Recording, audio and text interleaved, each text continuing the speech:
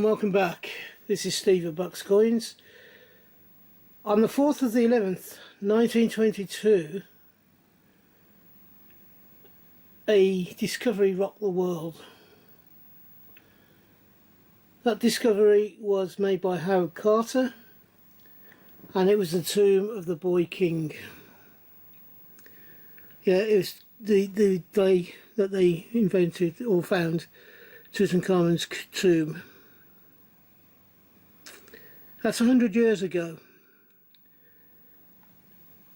I am still awaiting a £5 coin, which is the King Tut coin from the Royal Mint, which is a beautiful coin. I've seen it.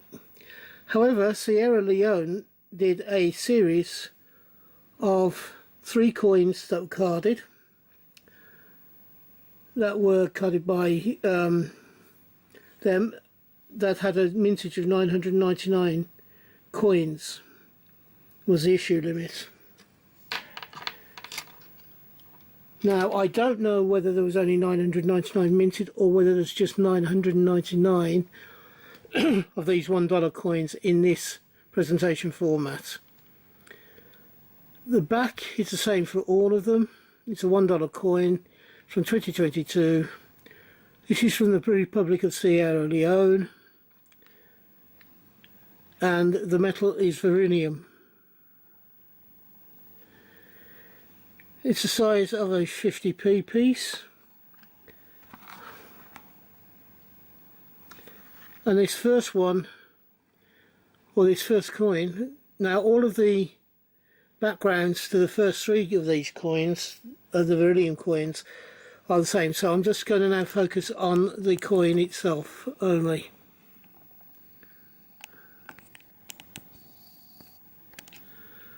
This coin has Tutankhamun written there. You have the value of $1 here. This shows King Tut, the Pharaoh Tutankhamun, on his throne with the person kneeling in front of him. This is a very famous iconic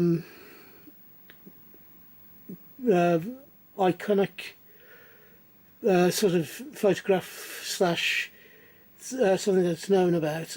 This appeared on the chair, the golden chair King Tutankhamun used. It shows himself and his wife kneeling in front of him.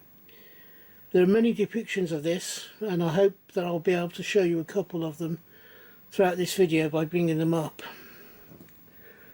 So it has Tutankhamun and his wife on the coin. So I'm just going to give you a bit of information. Tutankhamun was around between 1341 and 1323 BC. He was the last of his family in the 18th dynasty. There were other pharaohs in the 18th dynasty, but they weren't directly related to him. His tomb was given the number KV55.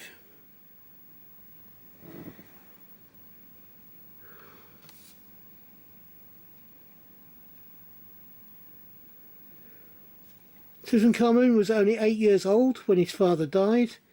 His father was Akhenaten, or Amenhotep III. He changed his name, he moved, and he was the first pharaoh that had one god, there's only one god. His mother was a wife of, believed to be a lower graded wife, and when her mummy was found, she was named the Younger Lady, which is believed to be Kaya, K-I-Y-A. There are also some theories still that Nefertiti was actually Tutankhamun's mother. However, that is up in arms at the moment. No one's 100% sure. This was one of the great finds of the the actual tomb itself, this chair. Howard Carter was on his last dig that was going to be sponsored by Lord Carnarvon. This discovery made worldwide attention and adulation, and formed something that was called Tut mania at the time.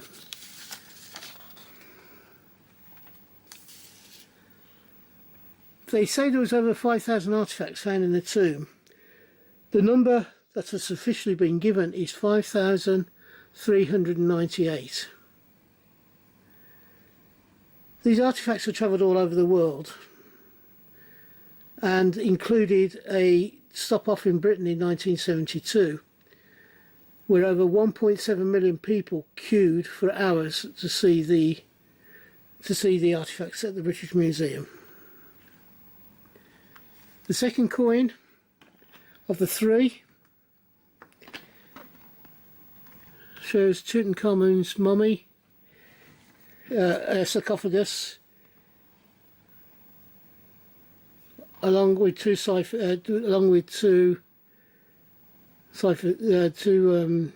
enclosed ciphers, which I think spell his name, if I remember rightly. Again, it's got Tutankhamun around the top, and there's a $1 information there. Tutankhamun was married. He married his sister, who was known as Ankhesenpaaten. That's Ankhesenpaaten. She changed it to Ankhesenmua.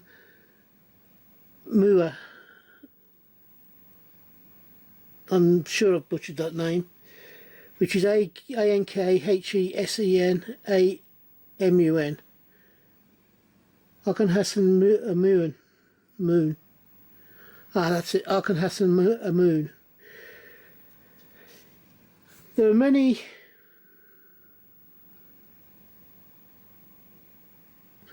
walking canes in Tutankhamun's tomb, and it is shown to have problems with his legs when they photographed his remains. A lot of it is believed to be generic, something to do with the inbreeding of his family. This is probably the most famous artifact, the death mask, on this coin, shown on this coin. As his tomb was opened, many curses apparently have come into being, and going on in the 1920s. There's many sayings of things that have gone wrong with him, and because they disturbed his sleep, that the curse had come down.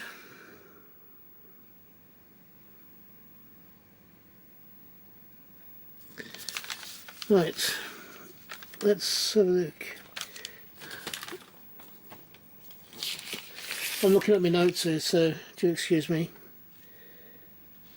One of these so-called curses involved people who went into his tomb dying. Now, as people went to visit Tut's body in KV 55 in the tomb area, one or two people who had lung problems, people like myself who have asthma or have worse lung problems, came out of the feeling unwell and not being able to breathe properly. Now, this did actually happen, and one or two people did die, and it was found that there was some mould that had got into the painted surfaces and had released spores as people were visiting the tomb. The heat of having a lot of people in there, having lights on in the tomb and all the rest of it, had perhaps activated these spores, and these spores had gone into the people's lungs, and had, in one case, had killed a lady from America. Now, whether that is fully true, I have seen a video of a program about this, and it certainly happened to her, and it was spores. They believe the spores came from King Tutankhamun's tomb, from the paintings. So yes, it's a self-fulfilling prophecy, isn't it? They said there was a curse. Somebody died because they visited the tomb and they breathed in the spores from the thing. He was approximately 167 centimetres or 5'6" tall. He had a overbite. Now this was prevalent in his whole family. His father, his sisters, all of them had a slight overbite. And they also had a larger hands, feet, slightly misshapen head. All of these actually are symptoms of Marfan syndrome. Now, the most famous person in the recent past who had Marfans, or is believed to have had Marfans, was Abraham Lincoln. If you look at any of his features, he's very tall, he's very thin, he has a very drawn, long, thin face, he has big hands and big feet. His head is out of proportion, is slightly out of proportion. So all of those are signs of possibly Marfan syndrome. Tut also had a mild case of scoliosis.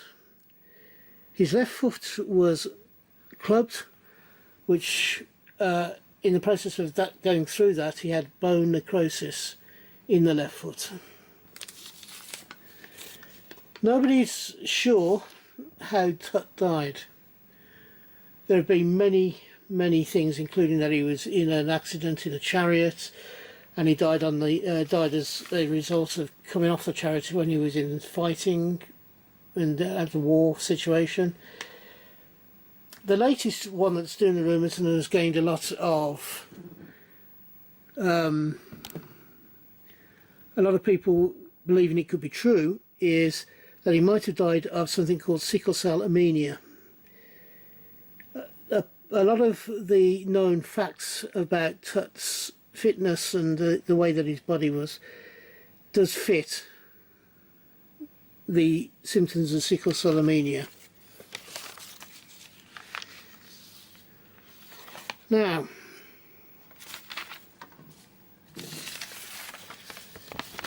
during the time of the discovery of Tutankhamun, there were several times where the dig was cancelled and all the rest of it. And it took 2 or 3 different attempts to complete the logging of all the 5,398 items. We're going to log this next one here. This here has a background picture of King Tut's death mask. On the reverse, it's a triangular coin in the shape of a pyramid. We have the Sierra Leone coat of arms and the 2022 date. And then we have some hieroglyphs. I don't know whether they actually make any sense or they're just hieroglyphic pictures. And there's the coin itself.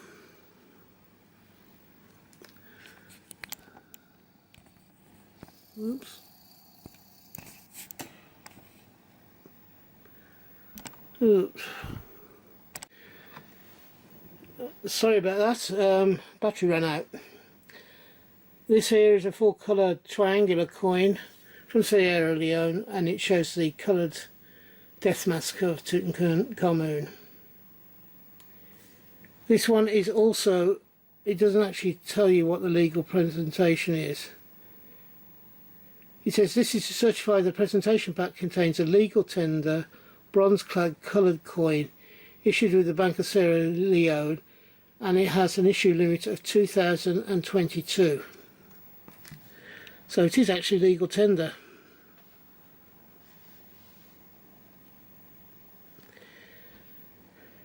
Okay.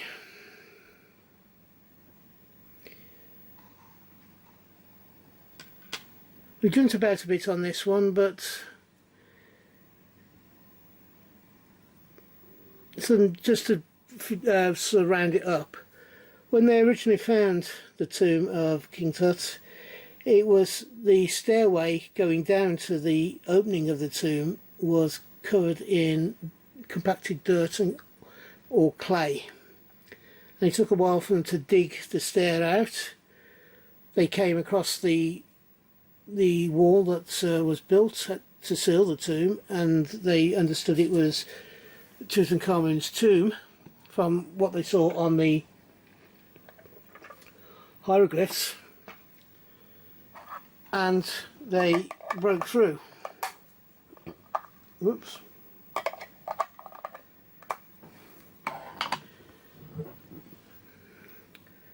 Bringing it back full circle, in 2007, on the 4th of the 11th, which was the day that Carter actually discovered the tomb, some 85 years to the day of the discovery of the tomb, that King Tut's body, or the pharaoh Tutankhamun, was reinstated in his burial chamber. His body was reinstated in the burial chamber.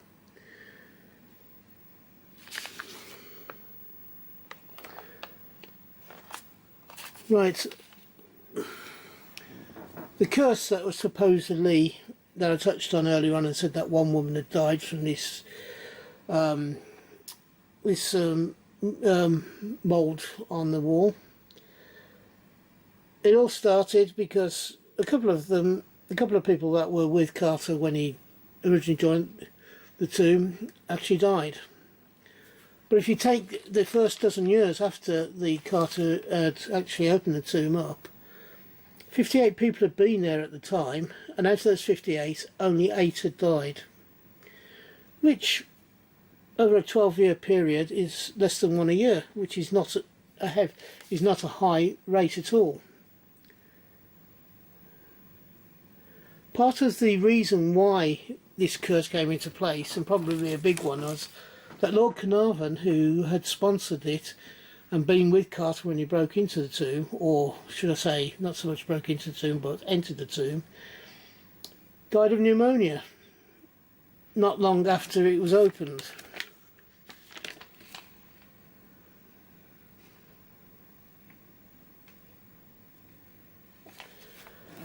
Carter himself died of lymphoma in 1939 at the age of 64, which was, what, 17, 18 years after he went into the tomb. Carnarvon's daughter, who was also with him at the time when they went into the tomb, lived for 57 years after the tomb was opened, and she died in 1980. So the curse is just something that's grown up and helped the fascination that we have with Tut and with his whole of the finds and all the things that go on around Tut. I think you see on this video that I've put in lots of things that's shown about Tutmania. You know, to King Tut with lemons, promoting lemons. You know, it's King Tut having dances named after him and all sorts of weird and wonderful things. So Tutankhamun Mania got out a bit out of hand with the curse and all the rest of it, from what I can see. Now that concludes the review of these 4 coins. There is one more that I'm waiting on, which is the Royal Mint £5 version, but these are the 4 Sierra Leone coins, and I'm releasing this video on the day that marks the centenary of Howard Carter breaking through and entering the tomb of Pharaoh Tutankhamun. I hope you've enjoyed this video and that you will give me the thumbs up, and also you will give me, if you haven't already subscribed, I hope this video pushes you over the edge and that you do subscribe. I'm looking to grow the channel again. I make no bones about that. I hit my target of 100 earlier on this year, for this year. I'm seriously thinking about setting myself another target for next year, which I'll let you know about sometime over the Christmas New Year period. If you are having a hunt, I hope you have a successful one and you find the coins you're looking for. If you are buying coins, like I've done with these 4, I hope you can find the coins you want for the price that you want to pay. And if I do 4 videos a week as a minimum, so hopefully this coming week you'll find something that you want to watch. So thank you very much for being here and staying to the end, and until we meet up again on this channel, which I hope will be not too far into the distant future, until then, from me, bye bye. Ta-da now.